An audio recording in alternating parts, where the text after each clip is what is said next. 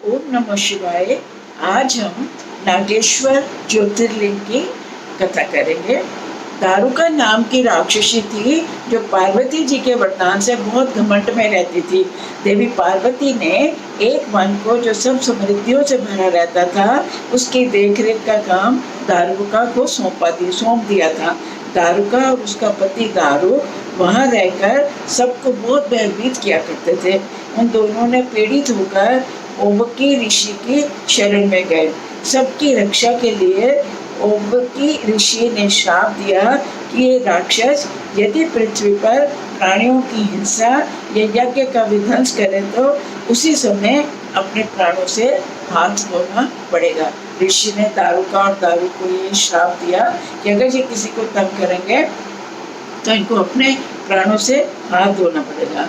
जब देवताओं को इस शाप के बारे में पता चला तो उन्होंने राक्षसों पर चढ़ाई कर दी। राक्षसी दारुका ने कहा, पार्वती जी के वरदान से मैंने इस वन को जहाँ चाहूँ ले जा सकती हूँ। वह वन को लेकर समुद्र में जाकर स्थित हो गई। राक्षस लोग पृथ्वी पर न रहकर जल में निर्भय होकर रहने लगे और लोगों को पीड़ा देने लगे। एक बार बहुत सी नावें उधर से निकली और मनुष्यों से भरी हुई थी। राक्षसों ने सबको पकड़कर कैद कर लिया। सुप्रिय नामक वैश्य जो दल का सरदार था वह बहुत बड़ा शिव भक्त था। उसने भगवान शिव के मंत्र ओम नमः शिवाय का जाप शुरू किया और बाकी लोगों को भी शिव का ध्यान करने को कहा। सभी लोग मंत्र जाप करने लगे। तब दारू को इस बात का पता चलता है तो वह सुप्रिय वैश्य के पास आया और धमकाने लगा। वैश्य शिव भक्त सुप्रिय ने भगवान शिव के प्रार्थना की, देवेश्वर शंकर मेरी रक्षा कीजिए, कल्याणकारी त्रिलोकीनाथ भक्त वत्सल शिव हमें इस दुष्ट से बचाइए। भगवान शिव प्रसन्न हुए और वहाँ प्रकट हुए और उनके साथ ही 4 दरवाजों का एक उत्तम मंदिर भी प्रकट हो गया, जिसके बीच में अद्भुत ज्योतिर्लिंग शिवलिंग प्रकाशित हो गया।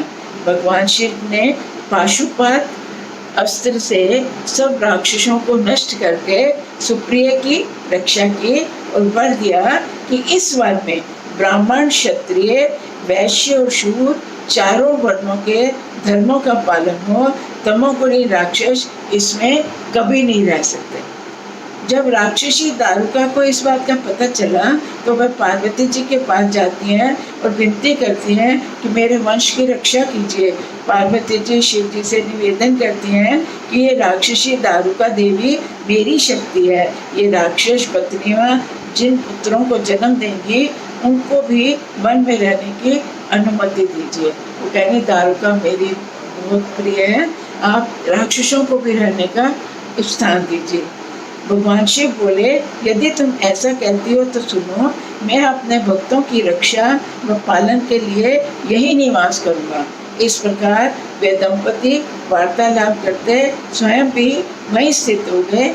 ज्योतिर्लिंग स्वरूप महादेव नागेश्वर कहलाए और शिवा देवी नागेश्वरी नाम से प्रसिद्ध हुई। ओम नमः शिवाय।